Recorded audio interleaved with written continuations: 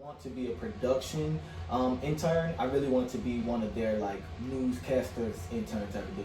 Didn't work out like that, so I got in as production. So when she brought the opportunity to me, I'm like, yes ma'am, let's go. So I created with them and produced a show called Regeneration. If you go on YouTube, you can type in Regeneration, you will find it. I will not post it because I was very unpolished. But we used to kind of go into different barbershops and do like a barbershop tour and just ask questions about stuff that's going on in the world. You know, so that was actually really fun, and that kind of triggered my interest of just really being like... It built up your momentum, like, yeah, I can do it. And my confidence, too. Okay. You know what I'm saying? Of being in front of people. Even though you don't want us to show that YouTube video. You can go search it, guys. It's not horrible. My dad loves it, but when I look back on don't it... Don't despise small beginnings. You're right. It's going to be on my Hollywood True Story. Exactly. So I think creating Regeneration with CTV and just seeing everything that was kind of happening there really like made me fall in love with media and all facets of it. Okay, well that's a great accomplishment. So what else have you done since then? Because I read something about you worked for as an intern or maybe even as for Alexandria VP magazine. Yeah, so I'm currently a freelance photographer. Oh, so you're still a freelance photographer. It's called VIP Alexandria Magazine. You can Google that too and see some of my work there. And is there a particular audience or is it just... No, the publisher, she actually started it because she's from Alexandria. Okay. She just wanted to showcase and highlight Alexandria and all the different things that are happening in Alexandria. A lot of times people live somewhere, but they might not know everything about it. It's kind of like we live so close to the monuments, but we never really visit unless someone comes to town and then somebody's like, DC, and you're like, the White House is really not white. Exactly. So she started that, and I applied. Sent her some of my work as a freelance photographer. So we just go out to different events within the Alexandria area and kind of shoot those events. I did something like it was a dancing rapper tournament, and I thought it was going to be like rap battle, 8 Mile type of style, but rapper is actually a type of dance. Oh, okay. So it was a group of people. So you're getting educated. I'm learning too. So doing like grand openings of hotels, different things like that, groundbreakings. So you get to network with all kinds of people, and different things like that as well too. So that's pretty cool. So ladies, look, we have this single gentleman. He's got a job and a business. He's an entrepreneur. He gets to meet influential people. I'm trying. Like, there's something wrong with America when we don't have a good woman beside this man right now. Okay, I ain't going there. We're going to do that one on another video. Yeah, we ain't going there. But I do want to get a little personal. And I want to ask you because I was Google hustling and internet hustling on you, and I saw the JD Journal. Mm-hmm.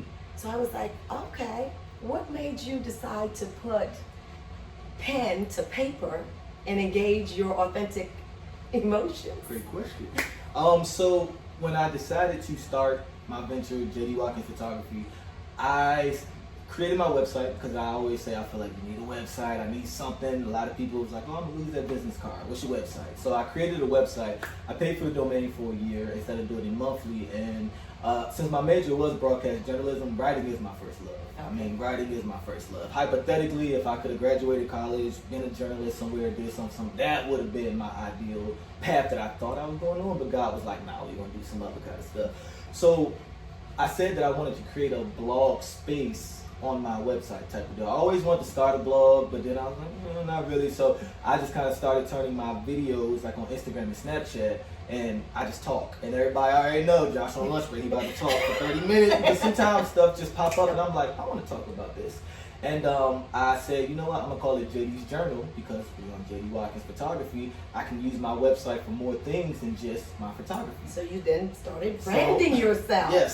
So JD's Journal was the idea that I had starting the website, but then with everything going on in the protests and everything, that was my first journal entry into JD's Journal, just because one morning I woke up and I was like, couldn't go to church because of COVID, we signed on from online, and I was like, I feel like I need to do something. I just want to do something. So I went downtown, shot some of the protests, and then when I came back, I just wrote about my experience. So that's the first of many to come.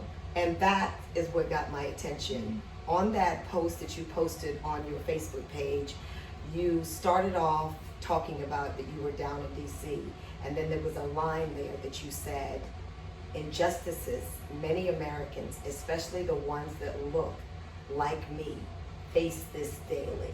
Now that, like, when you think about it, like, it's simple words, Right. but it's so heavy. Right. So I was like trying to imagine, okay, what were all the emotions that you were feeling as you were, you know, gazing through the landscape, as per se? Like, what all, because I mean, you're the best candidate in order to educate us on why the Black Lives Matters movement is so important, because you are a young black man living in America, Right. thinking that you've done all the right things. You've gone to school, Right. you're educated, you love the Lord, you know, you Right. try to do the right thing. Right. I mean, ain't none of us perfect, so Right, we all right. fall short, but you're trying to do the right thing Exactly. at every chance you get, and then here comes a smack in your face, like, because as a mother, I know, Yeah. you know what I'm saying? Like, every chance your child leaves, you wonder, like, is he going to be the one to have to engage? And I know my child, if it's not the right date and the anger, you know what I'm saying? Like, Jesus, be a friend. So, what all went through your mind as you know, strolled through the streets of DC, and you see, because there again, that was a different point of view from what we've all seen for many years, because now there were other ethnic groups joining the cause. Yeah. Man, it was a lot. I was actually talking to somebody about this yesterday. When I went down there, initially I said, you know, I just want to go down there. I just want to take some pictures. The night before was they looted in DC like crazy. And I saw it all over my Instagram and everything. And I'm like, oh my goodness. So my initial goal, objective, was to go down there and to just kind of get some pictures of the actual looting. Okay. You know what I mean? No, not of the looting, but of the But you damage wanted that had been done. Yeah. You know what I'm saying? You wanted Because- to capture those yes, moments because I still was going to do my blog. I still was going to, but I just kind of wanted to show the anger and the frustration and how it bled into the city of just breaking windows and stuff. So I went down there and actually, you know, started seeing stuff. I drove until I saw like glass and stuff. So I parked my car like not too far from the White House, and I was just walking around looking at stuff, and I was just literally like, this is Crazy. like I've never seen. Like, you didn't think in your lifetime you I've would never see. seen anything like that in my life. Like, I mean, spray paint. It was just everywhere, and it was just like, oh man, like this is really like Real. like stuff is changing, and people are fed up. People are fed They up. had reached their point. People are fed up. You So know that what was I the mean? message that was on the street. Yes. So literally, I'm just walking, taking pictures, and you know, I see, you know, RP George Floyd or something, and take a picture of that. And as I'm walking, a protest just kind of like, I kind of walk into them, and they kind of walk into me, and I was like, I guess I'm a part of Let's the go. protest. let's go. No time to think Let's about go. it. The moment is now. Let's go. Nobody could talk to each other because we all had our masks on because it is COVID out here right now. You know, so I just kind of followed along with the protests, and I walked with them, and I ended So up what being was down that? there Yeah. from what, 11 to like 5. So when you found yourself engulfed in the protest, like what was going on? Like if you could take me there so that I could kind of feel what you were feeling in those moments. I felt it was really surreal. Okay. Like if that's I think if that any word I could use, it was surreal. Like I couldn't believe that I was actually participating in a protest, not just because of the protest, but because of what we were protesting.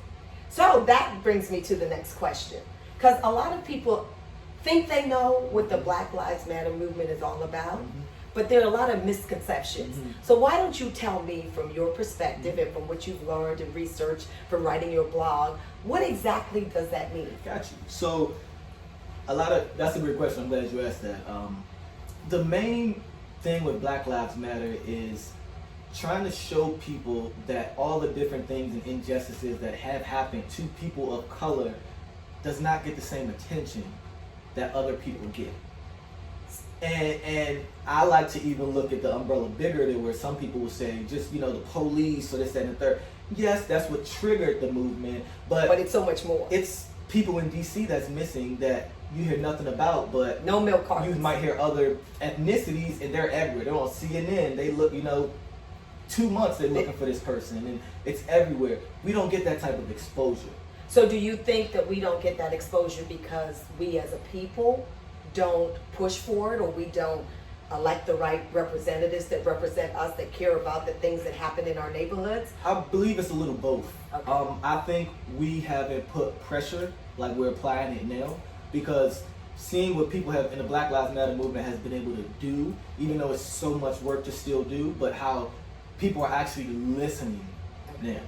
Because of all this, my job is just now acknowledging stuff that we've been saying. But now you're seeing all these companies kind of coming out, and we stand with black people. So they understand now the power of our dollar. Because it's not necessarily they understand us as a people. They're starting to understand that the money talks. You know, and that's what, you know, somebody made a joke and what it said, you know, everybody's acting like black people just came out. You know what I mean? But it's true, and I think it is because now we truly are like really applying that pressure, like, no, this is not right. Yeah. This is not cool. We do know how to read and write. This is, yeah. You know what I mean? Like, this is not cool. And I think because it's starting so young, and so like out there, it was little kids out there, it was old people out there, it was black, white. So every generation, every group, every nation. I had never ever seen it, and I mean seeing. Well, that's like an example of heaven. Seriously, right? You know, and it was like I really didn't know how to feel, and I guess that's why when you asked that, my answer was surreal, because I was kind of numb so you have to the go back entire time, and it didn't hit me until I got back in my car, and that's when I cried, because it was just like,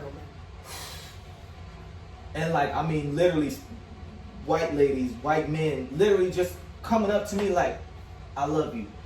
You know what I mean? That's like, powerful. you matter. Yes. Like, just hearing those words. From being able to speak your truth and not being condemned for it. You know, and it was just like, this is dope. Because I just expected, oh, it's going to be a lot of black people. But to see so many other people, they're like lifting us up. Like you see in the media where you'll see white people standing in front of black people when the police come, like, what are you about to do?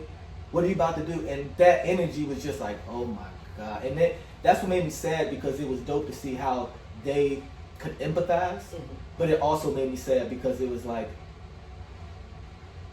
the other half of your family probably is not thinking of it like this, and this is why we have these issues, because some people get it, some people don't get it, and that's where my main frustration and sadness just came from, because it was like, to me it's not hard to get.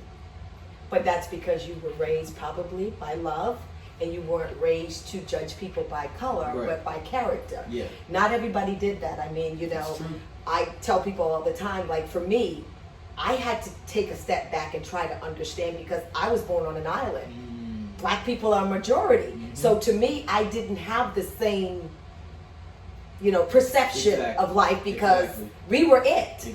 So when you come here and you learn your history, you know, you understand the struggle a little better, even though I can't totally sympathize. I mean, empathize, because like I said, I didn't grow up with that in my life. So, but with trying to have understanding for other people, I'm willing to listen to the story. I'm not willing to pass judgment so quick, like, oh, that doesn't affect me, because if it affects any one of us, it affects us all. Because you don't know who you're going to date. You don't know who you're going to bring home. So I'm telling you all right now, you might have some brown babies and some grandkids, so you may as well deal with it now. Exactly. I mean, my niece and nephews are mixed race. You know what I mean? Like, so even just that of seeing like how they're going to have to navigate the world type of deal, because they don't look an ounce of black in them. But they are. You know, so just seeing how they navigate the world, and how, you know, when my brother has his daughter, people are like, who is this black man with this little white girl with this long hair? But then when she's with her mom, it's different energy. You know what I mean? And just to see, I know they notice that type of thing. So it's just that the entire race thing and everything, it's just crazy. We all bleed the same. We all originate. And at the end of the day, we just all want to be loved. Seriously, you know, so, but it was a surreal moment. But like I said, I was numb. Once I got in the car, I kind of broke down. I caught my pop out. That was the only person I could think of. So. But that's good though. At least you had someone that you could go be your authentic self, that could help navigate you through the process and let you know that that's hope. Like, son, what you saw was hope.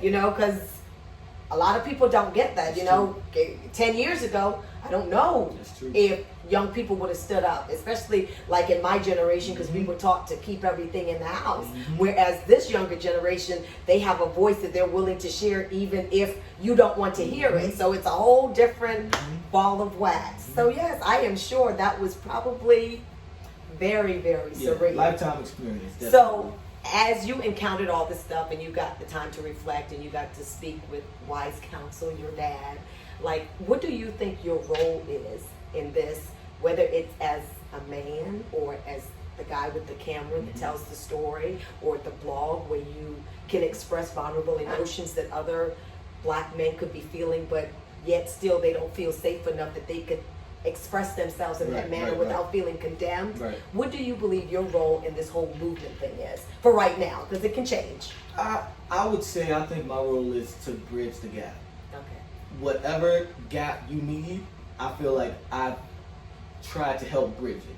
Okay. Even I've had coworkers and friends that are of different races reach out to me for understanding, and at first I was a little irritated because I'm like, I shouldn't have to teach you why this is wrong or why you, but I had to really understand where that people are everybody, coming- I have to meet people where they are, Exactly. in a sense too, and some people don't know that they're ignorant. and that's true, and that's true, and I think that's a lot of times where the word ignorant has had a different meaning than what it actually means. Exactly. Because are you being ignorant? So No, you just no. think it's, but it's like, no, actually ignorance is just not understanding something. The word of God tells us that You know what people I mean? perish for a lack of knowledge. So if you don't, I always say the only stupid question is the one you never ask. Exactly. So I definitely think I have that type of energy that people are comfortable around me, of all races. And I think that's where a lot of my frustration was coming from too, because I'd be around certain people that's like, oh, I love Josh, but they're prejudiced against other black people. But Josh is my favorite black person. But that, like, I've had somebody say that to me before. Like, I've never met a black person. I've never met a black. That you're different. a You're young not like- black guy yeah. like you before, Josh. And I asked her. But that's their truth. And it's true. But I asked her. I said, well, how many other young black guys have you been around? And she was like, none. But then too, how many black guys would give them an opportunity to meet them? Yes. I mean, because I think at the end of the day, Yes. we all have to come to We the do. table. We do. We can't just Everybody has think work. that, we just can't Everybody think that has- because someone doesn't do this or someone Yes. doesn't like that. Yeah. Like I have to, like I walk down the street and force people to speak to me. Exactly. Because people don't speak, and I'll say hello, how are you How are doing? you? And then they don't respond. I said, you're doing okay? Exactly. Because, I and then they're like, you Yeah. know what? I didn't think you really cared. Because we don't slow down long enough to Yeah. really care what someone may be going That's through. true. So I try to give everybody the benefit of the doubt Yeah. because God had to give me the benefit of the doubt. Very Because true. there's sometimes I may have judged a situation or a Definitely, person yeah. based on not even my own relationship, maybe because of what other people in my circle may have been saying, and that may not be the truth. It just, so I have learned that it's better to walk in humility and, Yeah, definitely. and since you're a trailblazer, it's not going to be easy, Right. and know that the battle is not Right. yours. Right. You Like just said, playing a role. No question is a dumb question except the one not asked. So Yeah. I And encourage all my friends, anybody, like I had a conversation with one of my white homeboys, and I'm like, no, really, ask me the questions that you want to ask, because me being your black friend, I want to You can help give them- you can educate and to be them. able to, don't have to wonder what is this. And some of the questions that he asked me was like hilarious. That I'm like, oh man, that's funny. But it really was like he wanted to know. He didn't get it. Educating himself on a different culture, because I met somebody of a different culture that I really vibe with. He didn't go to school with black people. I didn't go to school with white people. You know what I mean? So that's why I said I think we all have to meet each See, other. and I went to school with where everybody. we are. See, you were lucky. You got to get a mix of Americans. And the thing of it is then I moved to Europe where I went to school with all white people, but I really never experienced prejudice until I came to the States. And what brings back to my recollection is I remember when I moved here and we were standing at the school bus and they were saying, we go to the back of the bus. And I was like, you go to the back of the bus? Didn't someone in y'all history like gave her life so you could sit wherever you want to go to the back? But you know what I'm saying? But for me, I was thinking, like, you don't even understand. Like, someone gave their life. And I think that nowadays people are now starting to understand the sacrifices that are made. Like, we didn't always get to vote. Like, it's only been a little over 50 years that a black and white person can actually get married. And I learned that because I have an uncle that married, and we were at the African American Museum, and he was like, remember we couldn't get married, and her name is Aunt Lynn. And I was thinking, that ain't that long ago. It's not. I think sometimes with history, we see in the history books and everybody's pictures are black and white, so we feel like it's so long ago. But I saw something on the internet, and they said, to perspective, Anne Frank, Martin Luther King are the same age as Barbara Walters. If they were alive today, they would all be the same age. Wow. You know what I mean? So it's like, it's not that far off of, and that's, I saw another post where somebody was like, here's some pictures of, Martin Luther King in color. Because we see so many pictures, black and white, and this, that, and the third. That's like, here's some in color to show you, guys, this really was not that long ago. Long ago. No, not at all. Not at all. Well, sounds like you got a lot on your plate, Mr. Josh. I'm trying to. So, since media and writing and photography, your gifts, what's the next thing for you? That's a great question. What is the next thing for me? I would probably say definitely, like I said, pouring a lot more into my photography business now. It's like I said, it started off as like, okay, let's see, and now it really has become like a passion. So what type of events do you do? Let me see. A week ago, parents, they did a prom for their daughters because of course they couldn't have prom COVID season. So you made dreams come true for some young folks. Their hotel to getting in the limo to getting out the limo, shot the whole entire night. Oh, that was nice. You know what I mean? And a lot of people with COVID, they're having drive-by birthday parties, a drive-by graduation. So baby showers. I've been taking pictures of those. The drive-bys. As you drive your car, stop real quick. Let me get your picture. All right, thank you. You can't stay too long. Next car got to come up. So definitely stuff like that. So you found creative ways. Oh yeah. To enhance your business during a time where most people are like, oh my God, it's the virus thing. You are actually. I would say my business has boomed more since COVID than before. Just simply off the fact that now that everything is kind of standstill. No, at a standstill. Perfect word. At a standstill, people are more like, well, shoot, I can't go anywhere for my birthday, so I want a photo shoot. But they still want to make something. I want a photo shoot. I can post these pictures on Facebook so they know it's my birthday. So stuff like that has really gave me a lot more business because people are like, hey, I can't have my child's second birthday party, so can you take pictures for their second birthday or something like that? And so they still have the memories. Exactly. Like, even though there was COVID, baby, look, mama did this. Exactly. Well, so that has definitely been dope. So I would definitely say my next thing is just really grinding out into that. My major goal is to have a studio. That's kind of what I'm trying to look at in the works right now. I was kind of looking pre-COVID, then COVID shut down. I was like, okay, well, can't do nothing. But heck no, that doesn't mean that. You're right. That does not mean that. You're right. I have found that there is virtual real estate agents. You're right. That is true. And you might get a better price. Hey, so right. God might have shut it down to help you out. That's why I had to come here so I could get the gym. That is very true. So don't. Hey, you won't believe what all I have done during the COVID. Never leaving my home. Facts. Exactly. The internet is a wonderful thing.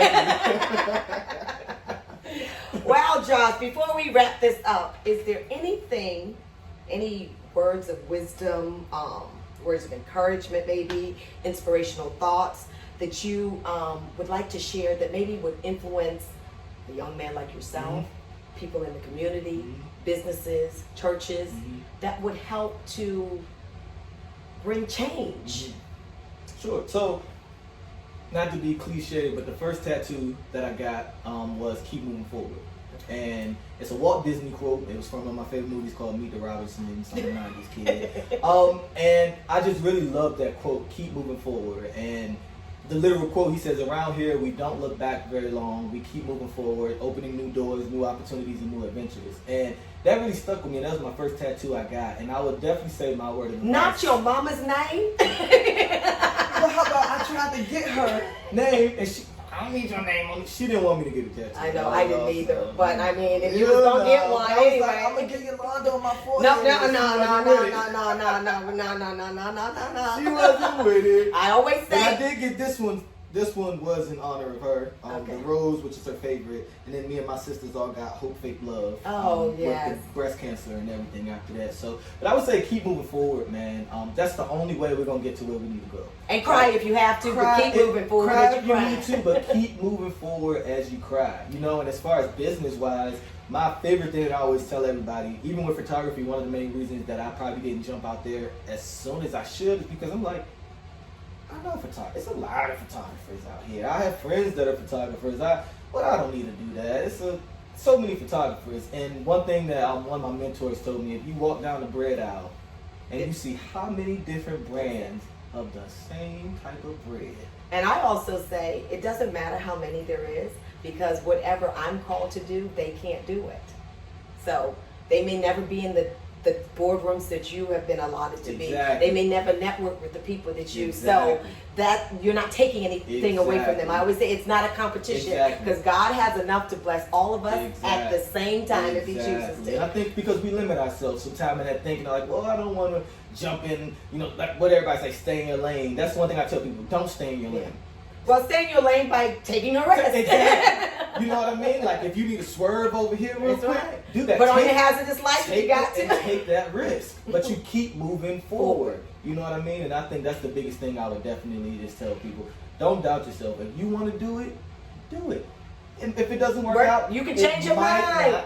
We can do something. That's the thing with life. You know, we definitely have the options. I've done some things in photography, and I'm like, okay, yeah, no, maybe not. That ain't you yet, baby. That wasn't it yet. You know, so you, and that's the thing too. You have to know, like I said, you meet people where you are, but you also give yourself the same grace of meeting yourself where you are. Like you said at the beginning. The video that we're going to check out on YouTube that you did when you were at college. I got y'all. Hey, like you see that, and then you flip back 2 years and you move forward. Exactly. The boy's doing great things. So, hey, well, thank you, Josh, for checking in with us today at Lessons Learned by Lisa. Like this. Why don't you tell the audience where they can connect with you? Because, hey, you never know. There may be a photo shoot in the making right now. You can find me on Facebook at Josh Watkins, JoshWatkins.